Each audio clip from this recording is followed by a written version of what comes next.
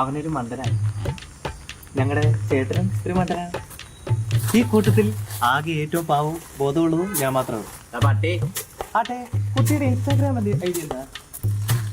ഓഹോ, അവധിയല്ലേ? എന്നിട്ട് ഞങ്ങളെ പേപ്പറിൽ ആഡ് ഉണ്ടിട്ട് വിളിക്കുകയാണെ വരാൻ ആവശ്യമുണ്ടെന്ന്.